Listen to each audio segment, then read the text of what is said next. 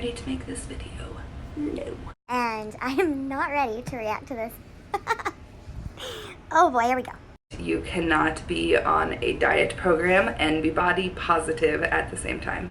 So I don't know much about Fat Girl Flo. I haven't watched many of her videos, but that smirk on her face, I want to smack it right off.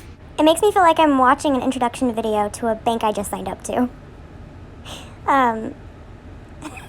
It is a progressive movement that is made up of a community of people who have experienced oppression. Oh boy, the word that everybody in the fat acceptance, body positivity, whatever movement, oh, they love this word, oppression. So the definition of oppression is unjust or cruel exercise of authority or power and a sense of being weighed down in body or mind. Well, I do understand why people want to use that word. I do understand why people fight against people using that word for obese or overweight people. Okay, so since I am not great at making these videos quite yet, and my words are kind of jumbled, I'm gonna let somebody who is better at explaining this to you guys. And I agree with him. Keep in mind, I've been on both ends. I've been very obese, and I have lost a lot of weight. So I can see both sides, and I have no harsh feelings against anybody at any size. So Every Damn Day Fitness, take it away. Overweight people are the majority. You cannot claim oppression when you're the majority. That's just ridiculous. That is just so stupid. I can't even get my head around it. I can't. But to each their own. You can claim victim all you want.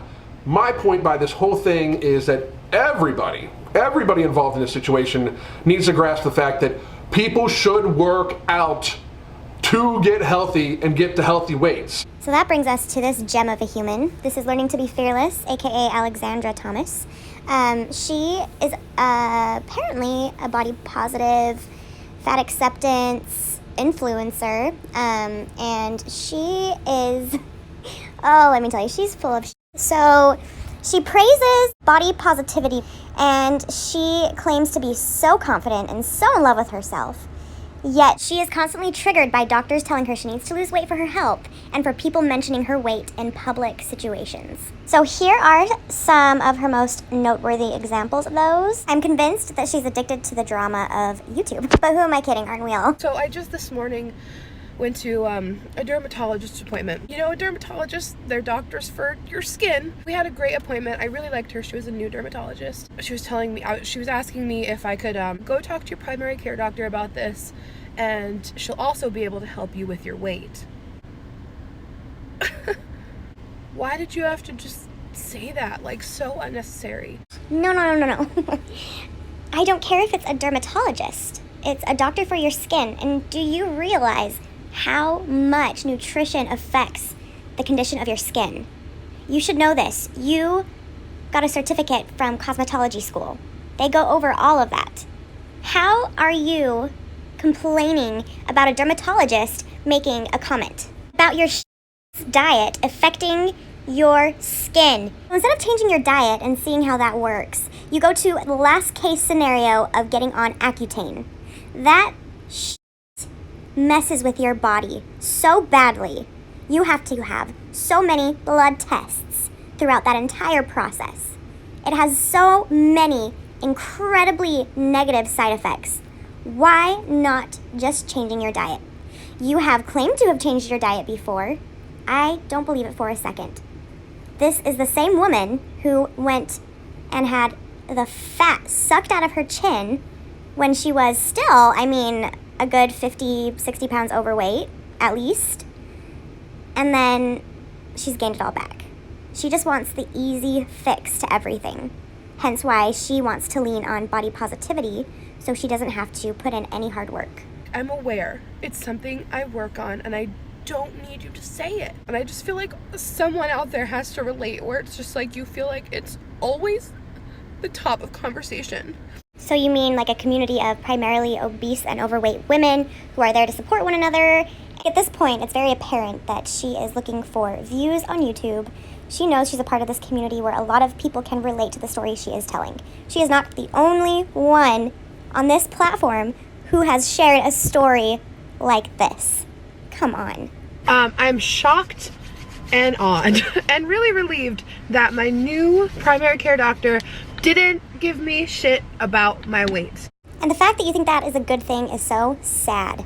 Because I was mentally bracing myself because I've had so many traumatizing experiences with doctors about weight. So then you'd rather be in denial. Cool. Just know that there are good doctors out there who are not gonna Tell you the utmost truth on what you need to do to be healthy and to live a longer life and to avoid preventable diseases and illnesses. blame everything on your weight and discredit exercise. You are right, Alex. Filming this fitness clothing lookbook thing is all the exercise that you need for the month. So you're on top of it. Now let's take a look at her perfectly balanced diet, shall we? The banana bread French toast bites. What is that? Why is she chunking?